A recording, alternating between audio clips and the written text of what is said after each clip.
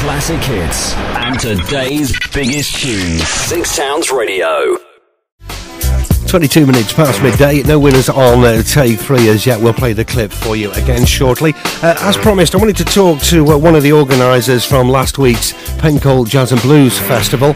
Joining me on the line now is Ant Bradshaw. Good afternoon, Anthony. Hello, how are you doing, buddy? I'm very well indeed, thanks. Thanks for joining us at short notice. I wanted to talk to you. Obviously, there's a lot of positive aspects to the festival, but first, there's a bit of negativity that I wanted to address. Firstly, the article that I'm sure you're aware of in the Sentinel, particularly the letter from Susan Newman from Penkhull, who we've tried to get in touch with, by the way. Festival rubbish was a disgrace. She's written a scathing letter and also some photographs of some rubbish which was left after the event. What do you make of all this? Yeah, there was rubbish all over the place, and we did our really damnedest to clear it all up on Saturday, but the vast amount of people that turned up, it was incredible really how many people turned up, because I think we had that many weeks and weeks and weeks of rain and bad weather. We had a bit of sun and everybody went mad, and all day we had volunteers from Bethel Church who Rob put us in touch with, helping us clean up till, all the bins and all the skips on the green were full. We just had bin bags, and by the time the crowd had disappeared, because there was so many people, it was getting dark, and it wasn't really safe to be collecting litter on the green because there was the odd broken glass and things like that. We didn't want anybody putting themselves in, so we had to really leave it until the next morning, which it was pre-arranged by the council to come anyway, and get it all cleaned up as soon as it came light. Okay, but so Susan must have been out really early in the morning before the council turned up to take these photographs. All right, Anthony. But by 9:30, 10 o'clock, the village was back to normal pristine condition. I see. So it was all cleaned up, all spick and span by 9:30, you say, Anthony? Yeah.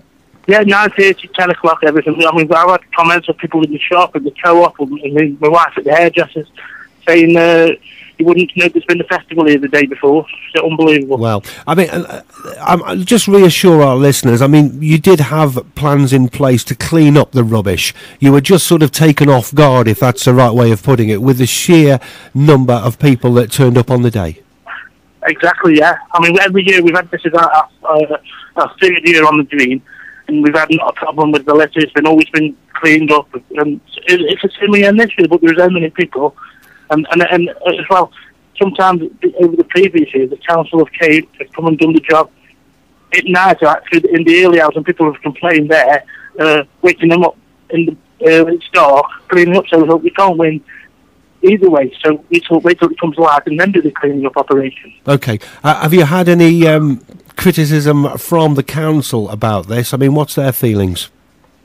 No, I spoke a few times with Randy, and he's emailed the Sentinel, I believe, and he's just put out an interview and things like that. I think he's on our side, and we've worked alongside Randy and the police and everybody else, and all working together. We all live in Penkhull. It's our community. We don't want to see it a mess, and neither does Susan or any of the other local residents. I do understand, of course, and I'm sure you do too, that nobody wants all this mess left after a party, after a festival such as this. But it was the sheer number of people that turned up. You were victims of your own success, really, Anthony, and I'm sure that you've learned quite a lot of lessons from this year's festival, and hopefully it hasn't cast a shadow over next year's event. Hopefully we've got some big plans what we intend doing next year. I think, as the council and the police have probably said, we're probably victims of our own success, and we probably need to find an alternative venue in Penkhull. So, what's this space for? That's all we can say. Okay, I'm grateful that you've come on to talk to us on Six Towns. Just finally, Anthony, the listeners in Penkhull who were tuned into Six Towns this afternoon, what message would you give to the residents there? I'd like to say thank you for helping us. A lot of them came out on the Saturday morning out to set up gazebos and set up stuff and stalls and stuff like that. 99% of the population of Penkhull have supported the festival.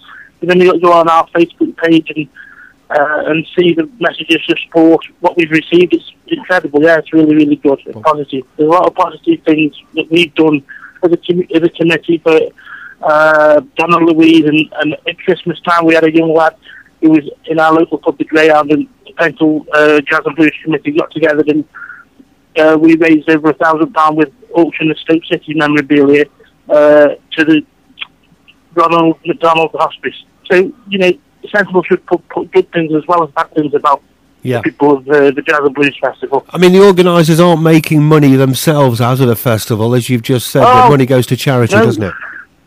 Well, the money is went to the Donalds this year. That was the money off the Olympic torches, and the rest of the donations that we got for programmes will go towards next year's festival. Our committee do not take a penny out of the festival. In fact, we worked many hours putting this thing together. I've chucked money into this, that and the other, but we don't claim a penny back. It's all just good faith, and, you know, we just want the festival to continue.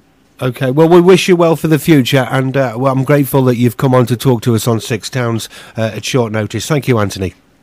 Oh, cheers, Ray. Thank you very much. My pleasure. That's Anthony Bradshaw, one of the organisers from the Penkhull Jazz and Blues Festival. As I said earlier, we did try and contact Susan Newman from Penkhull, who initially wrote to the Sentinel expressing concerns about the rubbish, but we weren't able to get hold of her. But hopefully Anthony's comments there will put people's mind at ease regarding future events, and particularly Susan as well. And we wish the organising committee all the best for next year's festival.